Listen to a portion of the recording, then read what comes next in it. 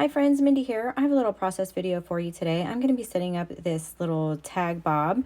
This is a kit that you could get from Bythewell4God. I believe they're sold out of these. I know the devotional is going to restock here in a couple days. I will put my affiliate link down below. I have decided to work through this devotional in this tag ring, and so what I want to do is create a little cover for it. So it comes with 15 pretty large size tags.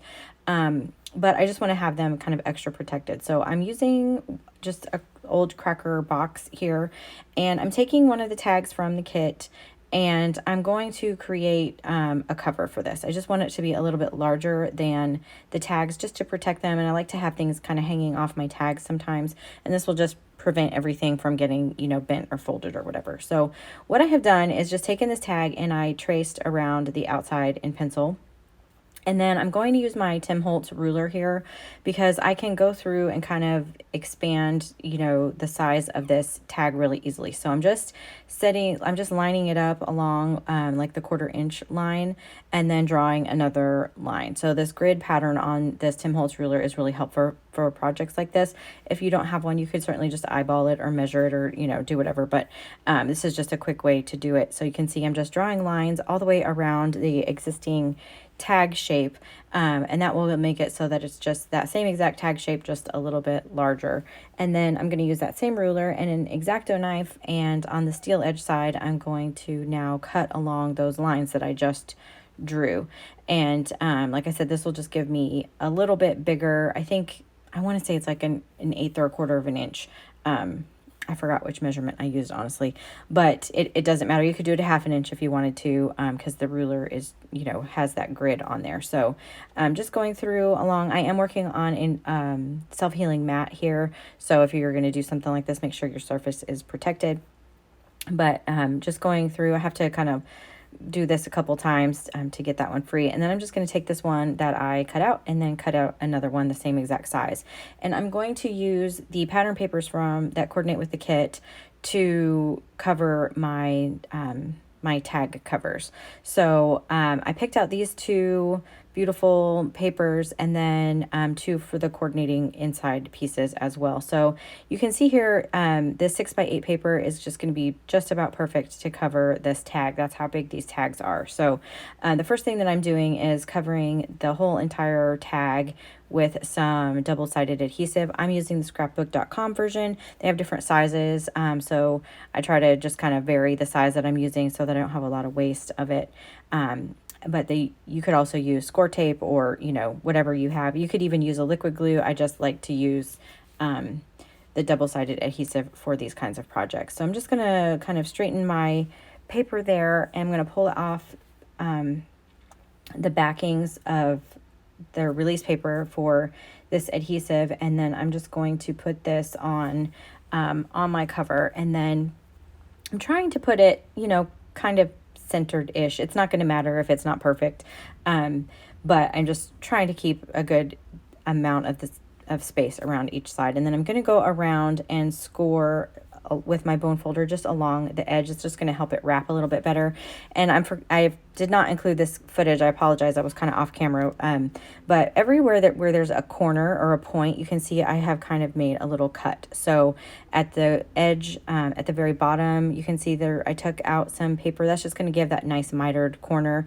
And then with the tag shape, because that can be a little bit tricky, everywhere there's a corner or a point, I cut out a little V shape. You can kind of see how that ends up looking. And so what I'm going to do is apply double-sided adhesive both on the edges, the very edge of the tag, and then a skinnier piece on the very edge of the paper. And that's just going to make sure everything holds down really easy. So I'm going to work on essentially what is the top side of the tag here, the angled part.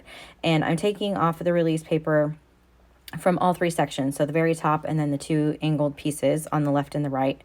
And I'm going to start with the square section because that's just going to be easiest. And I'm just going to kind of I'm taking off all of the backer. You can kind of see I'm taking a second here to do that.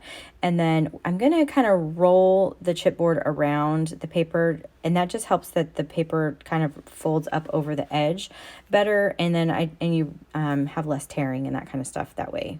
This is really good paper, so it works really well for projects like this. And then I'm just going to take those side pieces and do the exact same thing. I'm just going to kind of fold them over, and it will work because I have cut out those little V shapes. You certainly don't have to do that, but then you have to that extra piece of paper in there to deal with, and it's just, I find it easier to do that. So anytime you're wrapping a cover, you always kind of work opposite sides. So I worked on the top side first, now I'm going to do the bottom section, and now I'll do the left and right sides. And I'm just, you can kind of see, just kind of rolling it around using my mat to kind of keep everything stiff, and then I'm just using my bone folder to make sure to burnish that down, and that will give me both of my covers. So I decided to use this little pattern. It's like it's almost like a teal, and it looks like little bird footprints. So what I'm doing is I'm taking the cover that I already have, and I just feel like this would be the easiest way to do this. So I just moved it, I don't know if you could tell, I just moved my tag just down a little bit and over to the left just a little bit, and then I traced the edge of it. And what that is going to do is kind of keep that same shape of the tag, but it's going to give me a piece that is just slightly smaller that I can put on the inside of my project here. So I'm going to do the same exact thing. I'm just going to cover this all in double-sided adhesive. Again, you could use a liquid glue, certainly. I just didn't want to take a chance of it bowing the chipboard or whatever, because I am just using a cracker box for this, and this is really strong adhesive. So whenever I'm doing this, I like to kind of pull the release papers back just only halfway, and that kind of helps them to be like little tabs that you can kind of hold on to, so that you can position, you have a second, to kind of position this where you want, and then I press it down, and then I can just pull the release papers. Score tape or the scrapbook.com adhesive is super sticky, so I just want to make sure that it's not going to stick down before I'm ready. So now I want to take my tag, and I'm going to mark where I want the ring to go through the hole. I didn't want it to be even at the edge because, like I said, I like to stick things up, off the top and the whatever, and I want those pages to be protected inside this as if it were a cover. So I just moved it down a little bit, and then I'm using my We Are Memory Keepers punch, and I punched a little hole, but it's not, and then I use that one to kind of do as a template for the back cover as well. And then I cut out that hole, but the hole is not quite as big as the hole in the tags themselves. So I have this heavy duty awl that like gets bigger as it gets down to the base. So I just kind of used that to sort of expand that hole just a little bit. You certainly wouldn't have to. The ring will fit through it just fine either way.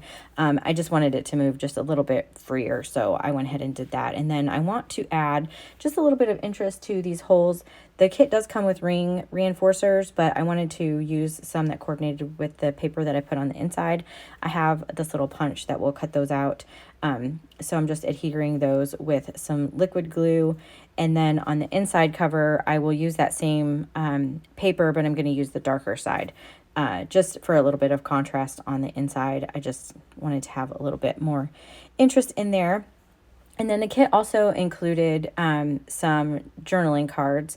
I'll get to that in a second.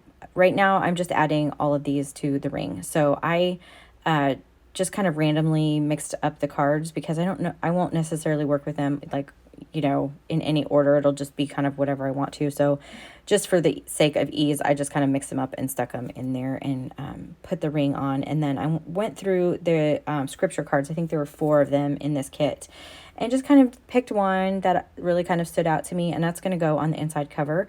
And I did that. I'm just going to create a little pocket out of that in case I want to add something in there, and I may possibly want to journal through the introduction as well, and this will just give me a place. I may not use it as a pocket at all, but I wanted to give myself the option, so I just glued down the 3 sides and stuck it in there, and then that is it for my little tag ring.